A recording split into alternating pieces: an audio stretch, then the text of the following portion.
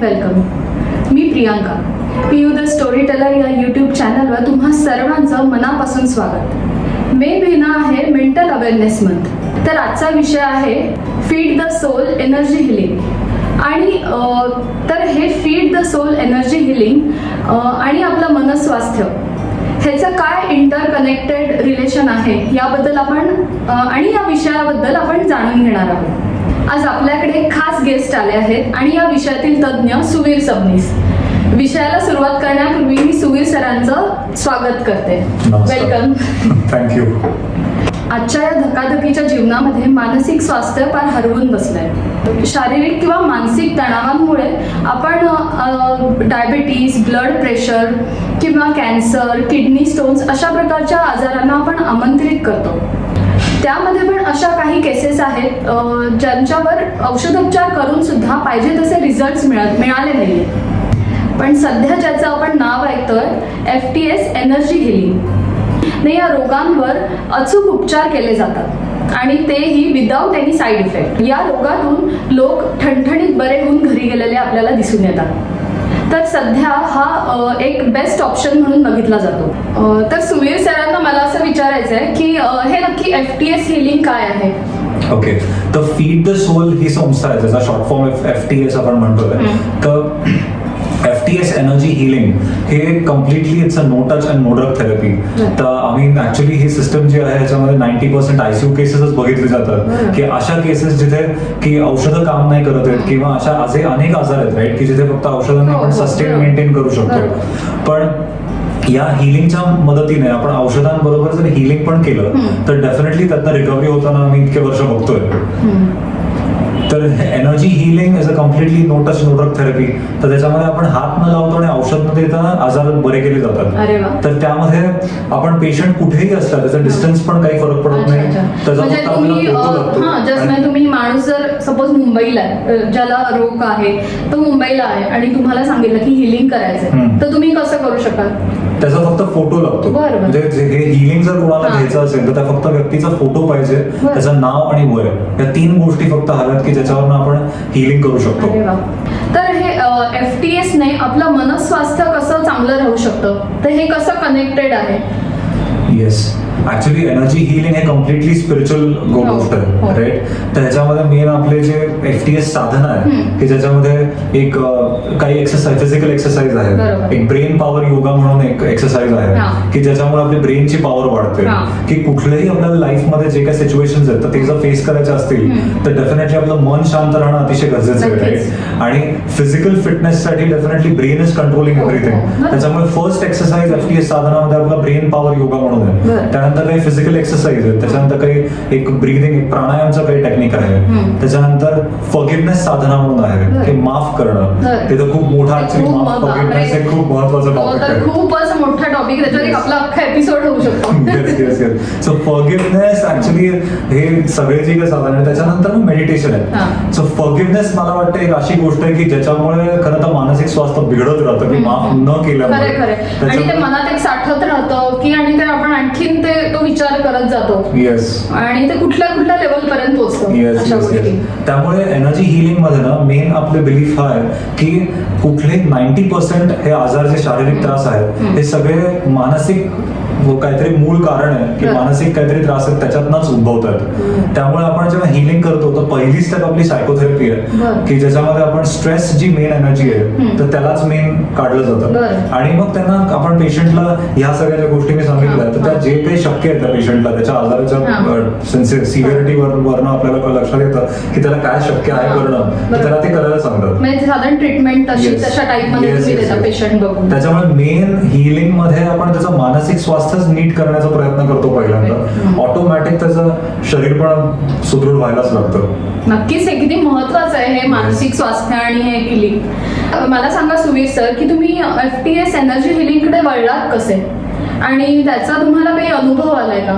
Yes, actually माझ्या आईला severe rheumatoid arthritis आहे की ज्याच्यामुळे खरं तर मला म्हणजे पहिल्यांदा क्युरिओसिटी निर्माण व्हायला लागली या बाबतीत हिलिंग किंवा बेसिकली मेटाफिजिकल थिंग्स बद्दल, की metaphysical is like beyond physical.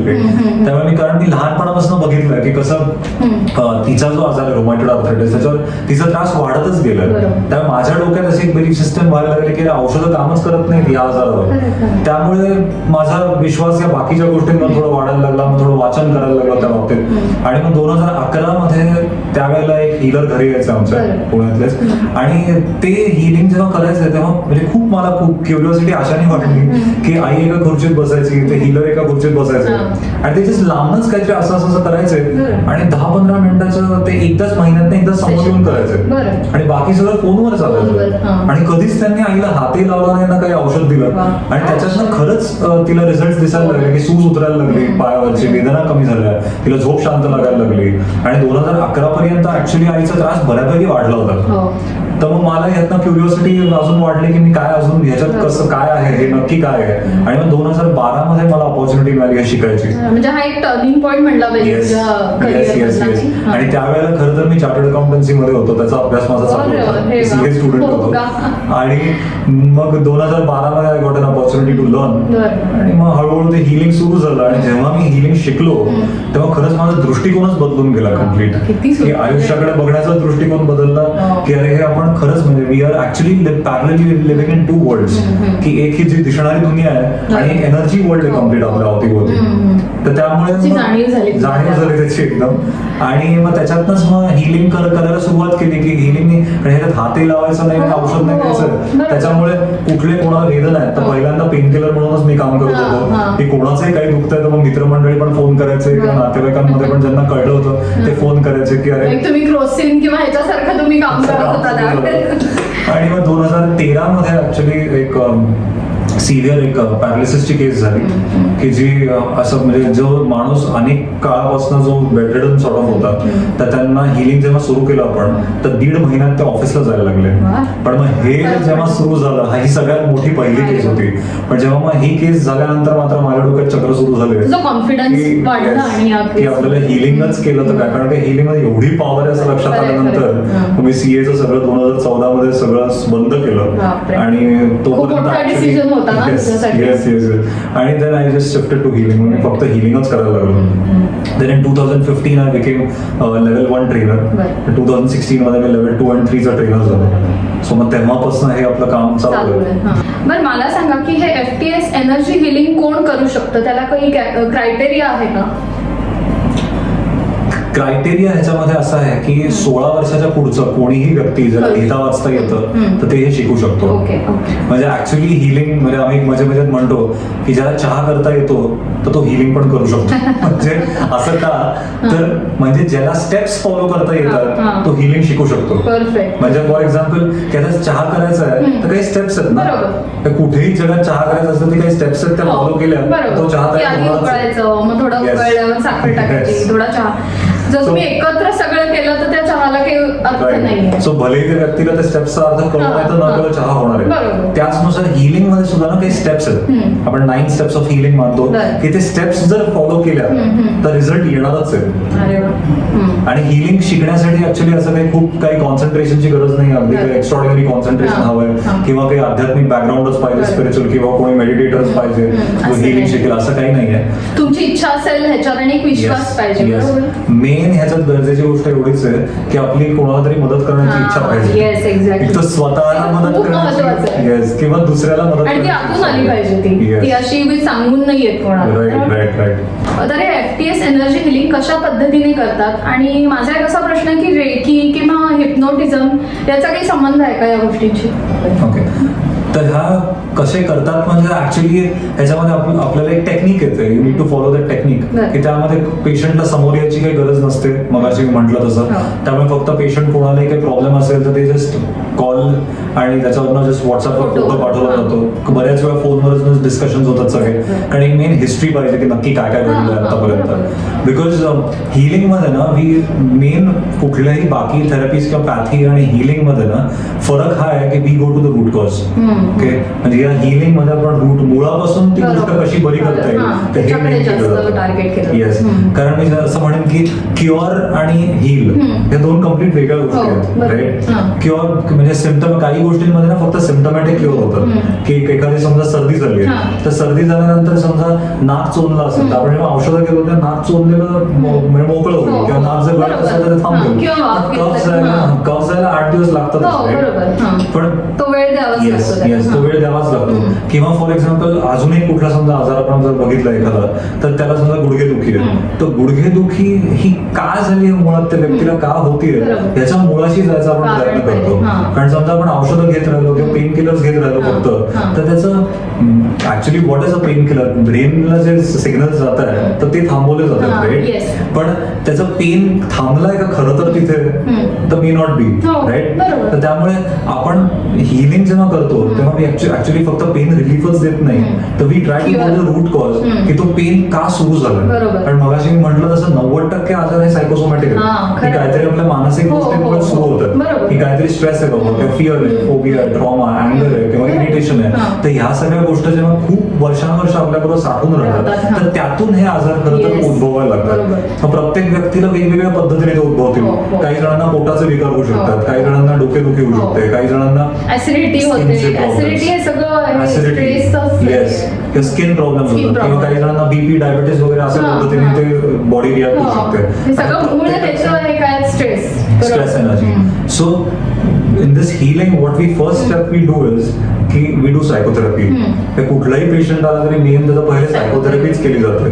त्याच्यामध्येच त्याचा बराच आजार तिथेच बरा व्हायला लागतो. बरोबर. आणि मगाशी ती FTS साधनांची मी जी नावं घेतली हो. तर त्यातल्या काही गोष्टी मग त्यांना शिकवल्या जातात करायला आणि मग आपण साधारण एक महिनाभर तरी मिनिमम हिलिंग अच्छा, करतो बरं. जो प्रॉपर एक इफेक्ट साठी.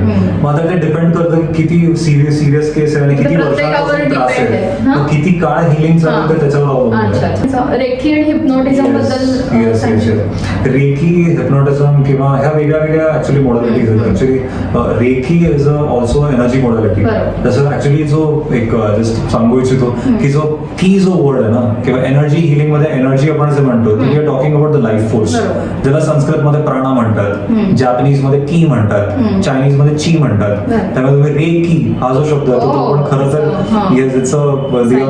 हां. त्या पण टेक्निक मध्ये लाईफ फोर्सचा वापर करूनच हिलिंग केलं जातं. बरोबर. म्हणजे प्राणशक्तीद्वारेच रोग निवारण होतं. तर त्यामुळे इथे हिलिंग मध्ये सुद्धा आपण प्राणशक्तीद्वारेच करतो. बरोबर. फक्त करायच्या पद्धती वेगळ्या आहेत. अच्छा. ओके. त्यामुळे आणि ते वेगळ्या गुरु परंपरेतनं आली रे हां, हां. की हिलिंग जे आहे ते जसे गाण्याचं घराणं असतं, शास्त्रीय गाण्याचं असं घराणे असतात, तशा टाईप मध्ये हे आहे. असं वेगवेगळे गुरु परंपरा करायच्या पद्धती वेगळ्या आहेत. बरोबर. FTS एनर्जी हिलिंगकडे करिअर म्हणून बघणाऱ्या आणि अशा यंग जनरेशनला तू काय गाईड करशील किंवा तू काय करिअर गायडन्स देशील?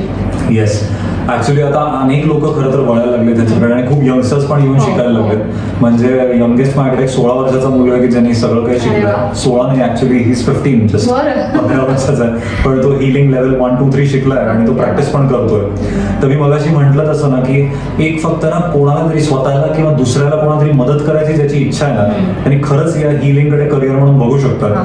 कारण ही फक्त एक सोशल सर्व्हिस नाही आहे. म्हणजे हिलिंग आपण जेव्हा करतो जसं आपण एखादा केस आली तर definitely we charge for that. त्याला आपण एक एनर्जी एक्सचेंज म्हणतो की आपण कुठलंही काहीतरी म्हणजे एखादं काही आपण देतोय तर आपण एक एनर्जी म्हणून आपण त्याच्याकडे गुरुदक्षिणा देतो आपण. सॉर्ट ऑफ दक्षिणा म्हणून आपण त्यांना चार्ज केलं जातं. सो ह्यामध्ये डेफिनेटली इन्कम आहे आणि ह्याच्यात जर तुम्ही ट्रेनर झालात इफ यू स्टार्ट टीचिंग तर त्याच्यात सुद्धा दक्षिणा म्हणून यू अर्न म्हणजे you have we call it energy exchange donation दक्षिणा पण तुम्ही काही म्हणू शकता. सो डेफिनेटली करिअर म्हणून जर याच्याकडे बघायचं असेल तर पेशन्स तर हवाच आहे कारण ह्याचं साधन आहे. म्हणजे तुम्ही एखाद्या लेवलला जाऊन हिलिंग जेव्हा ते इफेक्टिव्ह तेवढं होण्यासाठी सुरुवातीला डेफिनेटली तुम्हाला प्रत्येक फील्ड मध्ये जसा वेळ द्यावा लागतो तसं हिलिंग आपण खरं तर तुम्ही हिलिंग शिकायला जर घेतलं तर लेवल 1 ही फक्त 2 दिवसाची लेवल आहे. लेवल 2 पण तुम्ही 2 दिवसात करता, लेवल 3 1 दिवसात शिकतात म्हणजे 5 दिवसात तुम्ही तुम्ही येस हे शिकू आणि शकता. ह्या 3 लेवल झाल्यानंतर तुम्ही हिलिंग सुरू करू शकता. That means you can proper charge and do healing. Right, right. पण अजून ह्याच्यात डिटेल्स शिकायचं असेल तर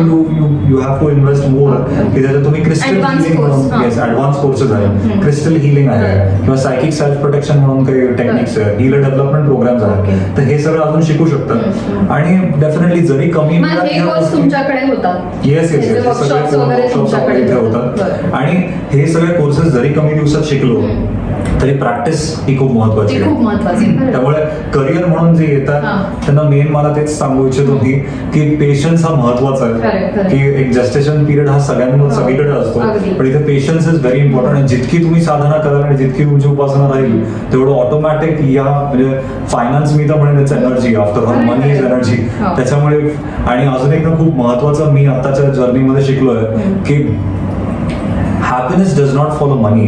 ठीक आहे, मनी फॉलोज हॅपीनेस. बरोबर. त्यामुळे हिलिंग मध्ये आपण एक तर खरं तर खऱ्या अर्थाने आनंद मिळतो 100%. तर ऑटोमॅटिक पैसा हा यायलाच लागतो. खरंय खरंय. ज्याच्यात आणि तुमचं पॅशन Yes. तुम्ही फॉलो करताय किंवा एक आवड म्हणा की ज्याच्यात तुम्ही काम करताय मनापासून करताय Yes, yes, तर yes. नक्कीच रिझल्ट तर मिळणारच त्याबाबत. नॉट ओनली इन हिलिंग, तुम्ही लाईफ मध्ये आपण कुठल्याही क्षेत्रात खरंय, असलो आणि अगदी. जर तुम्ही ती एखादं पॅशनेटली हो, गोष्ट करता नक्कीच. ज्यातनं तुम्हाला खरंच आनंद मिळतोय तर मग पैसा हा खरं तर विषय राहत नाही आणि तो ऑटोमॅटिक यायला लागतो. एक्झॅक्टली बरोबर.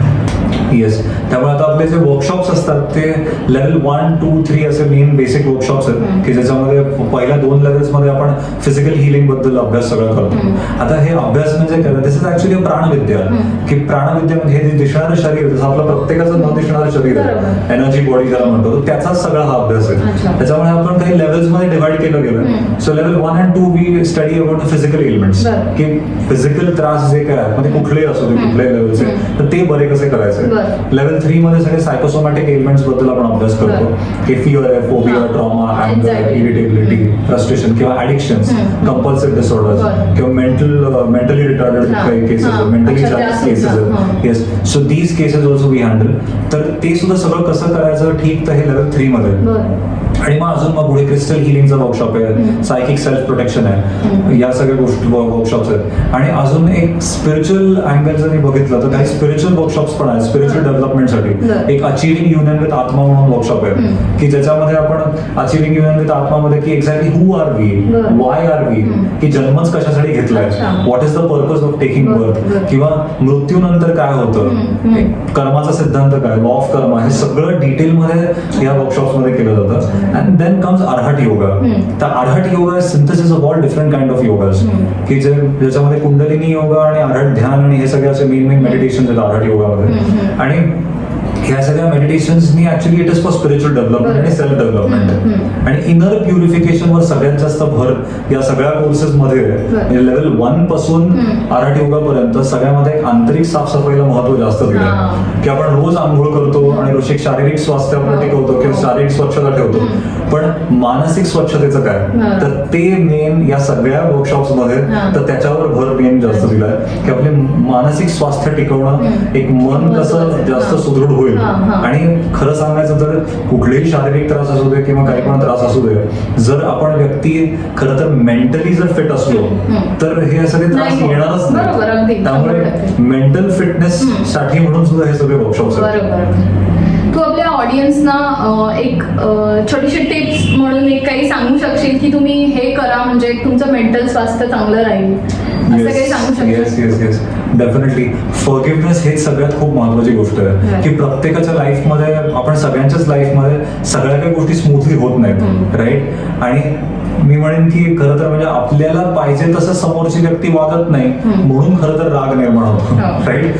की जे आपल्याला हवंय तसं समोरला बिहेवियर पॅटर्न्स येत नाही किंवा आपले एक्सपेक्टेशन्स असतात सगळ्या, त्यातनंच होतं. पण प्रत्येक व्यक्ती ही त्या क्षणाला त्याला योग्य वाटेल त्याच पद्धतीने वागत असते, तर त्या व्यक्तीला ते योग्यच वाटत असतं, राईट. आणि प्रत्येक व्यक्तीची एक लेवल ऑफ अंडरस्टँडिंग पण वेगळी आहे. तर ही खरं तर गोष्ट समजून घेऊन जर आपण रोज ऍटलिस्ट एक 5 मिनिटं काढून जर क्षमा साधना केली तर खरंच मानसिक स्वास्थ्य खूप चांगल्या पद्धतीने आपल्याला टिकवता येईल. कारण की क्षमा न करणं म्हणजे कोणाबद्दल तरी राग मनात ठेवणं, द्वेष मनात ठेवणं किंवा कुठल्याही प्रकारचा नकारात्मक भाव ठेवणं म्हणजे खरं तर आपण एक कचराच म्हणून त्याला जो मनात साठून चाललाय की कुठेही जर आणि जर अशा पद्धतीचं जर साठत असेल तर त्यातनं रोगराईच पसरू शकते. आपण कुठेही कचरा असतो तेव्हा तिथे आपण म्हणतो ना की रोगराईच पसरू शकते. साफसफाई ही अतिशय महत्वाची आहे. तसं एक आंतरिक जो कचरा आहे तो साफ करणं अतिशय महत्वाचं आहे. आणि एक असं एक म्हण आहे ना की म्हणजे कोणाबद्दल सुद्धा राग असणं म्हणजे हातात जळता कोळसा धरल्यासारखं आहे की वेळ आली की मी त्याला तो फेकून मारणार आहे पण तोपर्यंत आपलाच हात जळतोय. तर त्याच पद्धतीने खरं क्षमा साधना हे रोज खरं तर सगळ्यांनी करा म्हणजे त्याच्यातनं खरंच मानसिक स्वास्थ्य खूप चांगल्या पद्धतीने टिकवता येईल. वा, किती छान तुम्ही उपयुक्त माहिती अशी दिलीत आपल्या सगळ्यांसाठी. FTS एनर्जी हिलिंग ही उपचार पद्धती किती चांगली आहे हे आज आपल्याला कळलं आणि त्याच्याबद्दलची माहिती आपल्यालाच सरांथ्रू कळली. तर नक्कीच काही तुमच्या मनात काही डाऊट्स असतील, काही विचारायचं असेल तर डिस्क्रिप्शन बॉक्समध्ये मी सरांचे सगळे डिटेल्स शेअर केले आहेत. ते तुम्ही नक्की बघा आणि त्यांना काही वाटलं तर कॉन्टॅक्ट करा. या एपिसोडमध्ये आल्याबद्दल तुमचे मनपूर्वक आभार. थँक्यू आणि thank you for giving this opportunity. Actually मी म्हणेन की हे शेअर करायला मला एक संधी मिळाली. आणि एक मी जस्ट एक इन्फॉर्मेशन देऊ इच्छितो की 12 जूनला पुण्यामध्ये आपण खूप मोठा एक प्रोग्राम ऑर्गनाईज करतोय की 12 जूनला आपण गणेश कला क्रीडा मंच बुक केलं त्या मेडिटेशन प्रोग्रामसाठी. तर 12 June actually is a great invocation day, आवाहन आपण म्हणतो त्याला. तर त्यामुळे आता गणेश कला क्रीडा मंच तुम्हाला सगळ्यांनाच माहिती आहे की 2400 सिटिंग कपॅसिटी आहे त्या ऑडिटोरियमची. त्यामुळे इतकी लोक जेव्हा एकत्र येऊन आणि अध्यात्मामध्ये किंवा या मार्गामध्ये आपण असं मानतो की जितकी जास्तीत जास्त लोक एकत्र येऊन ध्यान करतो कुठल्याही प्रकारचं तर त्याचा जास्त इम्पॅक्ट होतो आणि त्याचा प्रत्येकाला त्याचं जास्त फळ मिळतं. त्यामुळे 12 जूनला आपण जो एक कार्यक्रम ठेवलाय तर मी actually I would like to invite you all की तुम्ही सगळेजण त्या प्रोग्रामला नक्की या. संध्याकाळी 5 ते 8 या वेळेत हा कार्यक्रम 12 जूनला गणेश कला क्रीडा मंचला होणार आहे. याचेही डिटेल्स मी डिस्क्रिप्शन बॉक्समध्ये देते. तर तुम्ही नक्की जरूर या प्रोग्रामला या. पियू द स्टोरी टेलर या युट्यूब चॅनलला सबस्क्राईब केलं नसेल तर तुम्ही जरूर याला सबस्क्राईब करा. असेच नवीन नवीन विषय मी घेऊन येते तुमच्यासमोर. Stay tune. थँक्यू. धन्यवाद.